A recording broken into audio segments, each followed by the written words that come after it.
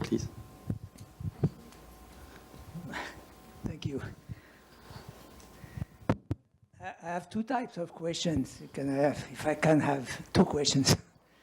One concerns, of course, it was a great talk and congratulations and very, very nice, very impressive.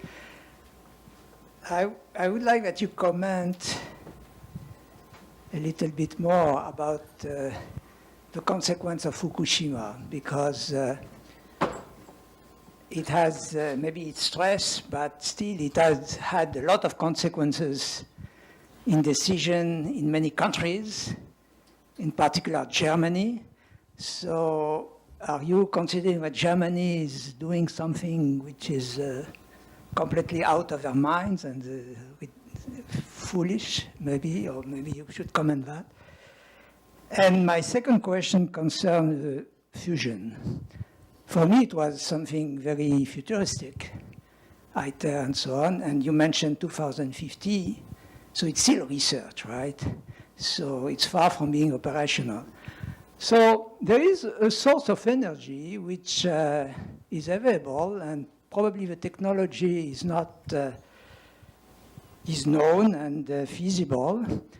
And I always wonder why it is not considered, is getting solar energy from space. Because people know how to do that, and it may be costly, but it's feasible. And there is an infinite amount of energy which will be available. And without intermittency, which will be totally removed. So I wonder why in this type of thinking about the future, nobody is really mentioning that as a possibility. Thank you. Okay. So I think there are 2 or 3 questions lurking in there. And I'll give you some very blunt answers to some of them. I mean, I think Germany did the whole world a disservice by saying it was going to cut back its reactor fleet and not operate it beyond 2022. And the irony of that is, of course, they sit right next to France. And what happens when they're short of electricity? They buy it on their interconnectors from France. And how is the electricity generated in France? By nuclear. 80% of the electricity in France comes from nuclear generation. They want to, but they're going to have to find a way how to do that. And it's a very tough business, right, to find out how they could do that. But that German decision was one that I think anybody who was a thinking man and a thinking woman, unfortunately, it was a woman who made the decision. That they were all right because they were buying electricity from the grid in Europe, and there's a little bit moralistic or ethical thing there, is that it was still being generated by nuclear power, by nuclear generation. It's a bit like me saying the Brits had been wonderful in dropping the amount of carbon they were using because they'd exported all of their industry, right? So we hadn't reduced our consumption, really. We just put it in somebody else's books, right? So there's a lot of those sorts of things one has to look at. So I think they did a bit. They are, of course, being challenged now in court by the 2 major companies for wrecking their futures, right, by that statement. So this is a saga that is not yet finished, and I suspect you may well see German reactors running well beyond 2022 because there will not be a solution. The other, of course, comment about it, I see you started me going, right? The things that Germany have done is deployed new coal-fired power stations using the worst of coal, right, as far as emissions are concerned, to generate electricity, and they have no carbon capture sequestration objectives. So their CO2 emissions are going up, right? Which, you know, is a depressing thought when these governments have all signed up to the fact they're going to cut them and bring them down to keep this temperature change less. So that's Germany. We've dealt with Germany. You disagree, right? Obviously. I think you might detect. This is the most silly decision to make. And it won't be quite as I say. I'm willing to lay wagers and bets that there will be German reactors running beyond 2022. That's the first comment, right? So blunt. Now the second one was, what was that? Space. Well, you see, I think let me be clear. I think we should look at all of these ways of trying to bring electricity, generate electricity and bring it down to Earth and for the use of people. So there are people that want this, but you know, nobody's yet faced up to the fact that you have to have a way of bringing the electricity down to Earth, and we're talking about enormous amounts of it. So you should go and you should try and find out whether something might be technically feasible, but whether it can be deployed on a large scale, you may find you get a frightening answer. And I think that's the problem why not so much effort goes into these ideas that you'll take a lot of power down from space. One shouldn't stop doing research in it, right? Because I think Nothing. Nobody is doing anything. well, I think there is some people fly up kites with solar panels on the top of them with cables that come all the way down to the Earth, and so the solar power comes down the cable. You can see again, that's a long way from being a mass deployable type of thing. And anyway, do you want to see the sky with loads of kites in them? We have enough problems with windmills in Britain. Anyway, so I think there's some practicality issues. After all, people have also thought about putting up silver nitrate and things up in the upper atmosphere to reflect the sunlight, so we don't get global warming issues, right? So there are lots of things. One should think about them. I think people think about them, and their fertile minds, other things will pop up. If they're not that, they'll find some other things that are interesting for us to help in, because I think we'll need every technique possible to be able to do it. It's going to be quite a challenge.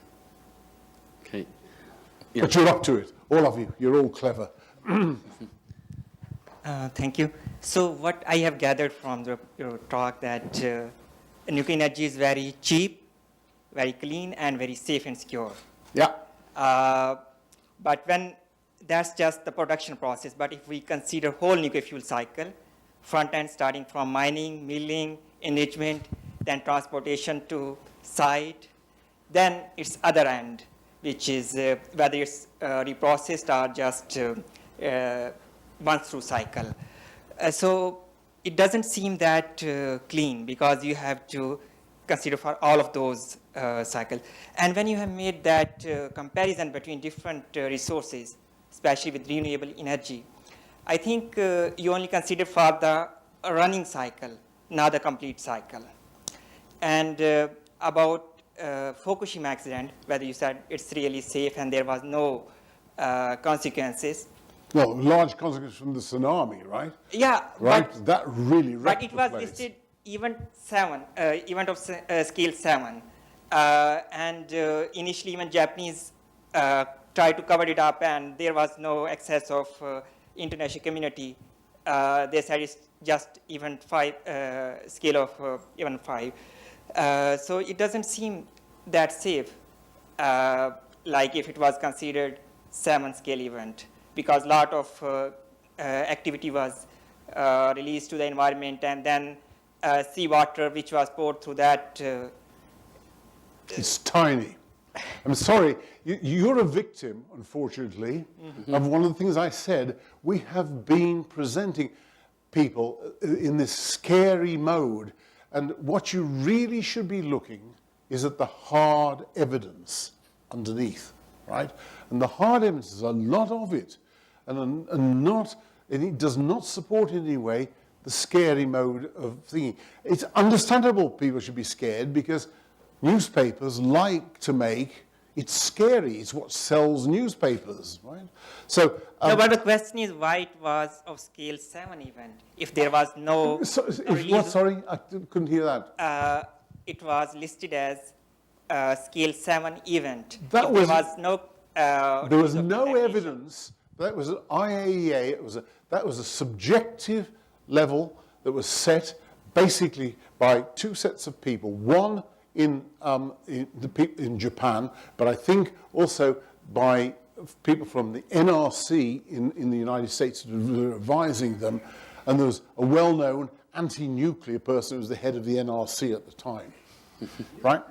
Now, it's awful when these sort of things get because what worries me about that is I'm quite willing to take them on and have an argument with them and go through it in a rational way. But if you make the arguments that frighten people, mislead people, then it takes away something which is going to be essential, in my view, as part of all of the things, to solve an immense problem, right? I mean, we're suffering in Europe, I like to say, at the moment, from mass immigration from Syria, right? From the war that's been in Syria.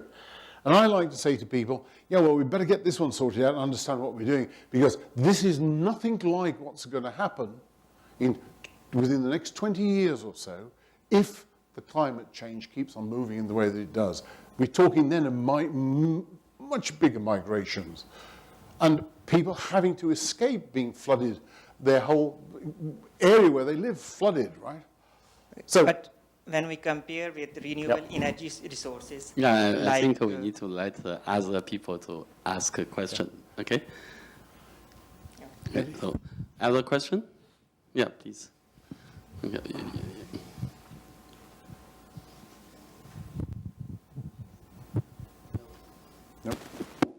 Hello. Hi. Thanks for the lecture. I was on the idea of misconception, misinformation. Yeah. What do you think about the adoption of nuclear power energy in developing countries, where there is this historic mistrust that is so deep that even if you present hard evidences, they just will not buy it because they just distrust their government so much, whether it's because they are authoritarian or whether because in the past they have their own share of environmental disasters. And then you're telling them that, okay, we're going to bring in nuclear power reactors, and they're going to say that if Japan can't even handle Fukushima, how can we entrust this government that couldn't even handle our roads or pavements? So how do we move forward in this issue? well, I mean, first of all, shall we say the main problem of carrying on with nuclear reactors is not so much in the developing countries, it's in the developed countries, in Western Europe and in the United States, for instance. There, I'm going off on a slight tangent, there in the United States, they think they've got a wonderful new supply of energy. It's called fracked gas and fracked oil. It's cheaper, and they've dropped the coal market, right, immensely, because they don't take any coal anymore, but they still burn fossil fuels to generate power. So that's a sort of an economic agenda that makes them not want to go forward with nuclear power, because they think it's cheaper if you're using this very cheap gas they can get from fracking. But that's not going to last forever, and moreover, it's still pushing CO2 up. And the Americans, per head of population, are by far the worst set of people for emitting CO2, by a long way. China has just overtaken them in the amount of CO2 emitted. China is 4 times the population. So there's an awful lot of CO2 reduction that's got to occur in the United States. So if they stop building nuclear power plants and not using that, then I don't know how they're going to achieve these wonderful things that they signed up to in Paris. Right? Because everybody's got to cut down CO2. Now, so that's part of the question. The other question, it's not clear that the developing countries are anti-nuclear power disposition. Yeah. For example, Malaysia they have this ban, and that there's already a movement saying that we don't want any nuclear power. Yeah, but what is that movement arguing about? Because you cannot show that nuclear power is not safe. It's safer than any way of generating any electricity. by far. As I said, it's not so much whether, it's not the Yep. facts don't matter in this case because the people just don't trust their government regardless of the facts that it presents. But there are a lot of people around the world that they can also consult and talk to, right? And which is fraught. And I mean, I'm not belittling the fact that that's what the situation is. But unless we try and do something about it, we are going to be in a hell of a mess, right? And we can do it. It's giving up a great opportunity to get green power. A lot of people in Britain who used to be totally against nuclear power for the green community. A lot of the very thoughtful ones there, very conspicuous ones, have changed their stance entirely. But actually, you need nuclear power if you're going to be green, right? That's the sort of thing. Now, I can't tell you how to change how populations react to their governments in every country in the world. That's very, very difficult, right? But keep in mind, watch the real evidence. The real evidence, there are more miners killed in Turkey mining coal, right, than there are ever being died per year, ever died in the total lifetime of the nuclear industry. So, you know, they don't admit these facts, get the facts right.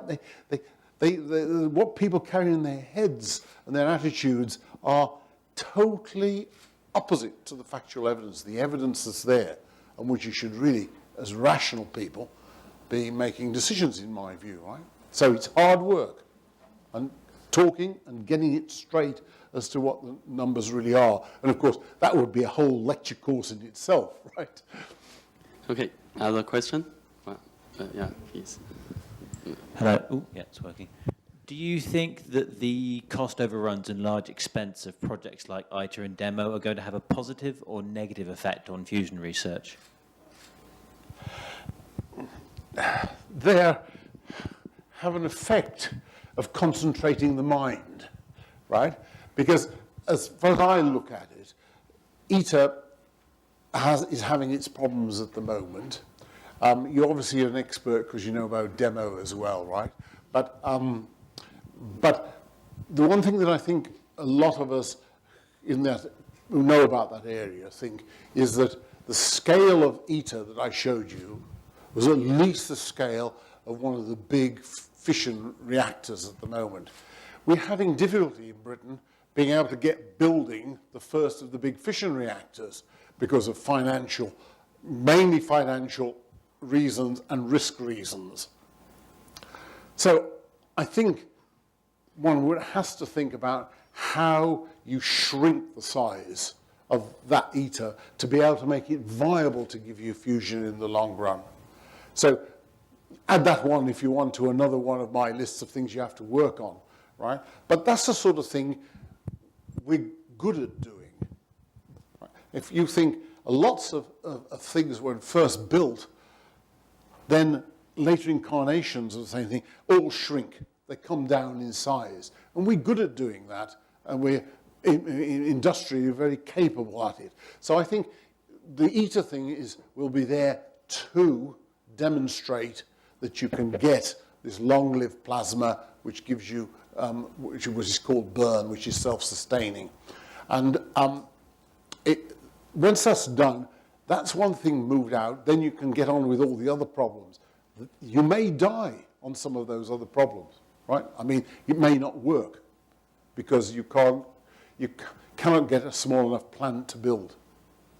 Okay. So yes, it has an effect on the way one thinks about going forward. Okay, so let's take a last question, if any. No? So we call it all. So let's thanks again Professor Cashmore for his talk, and thank you very much for the audience. Thank you. So may I now invite our president, Professor Wakewood, to show a small gift.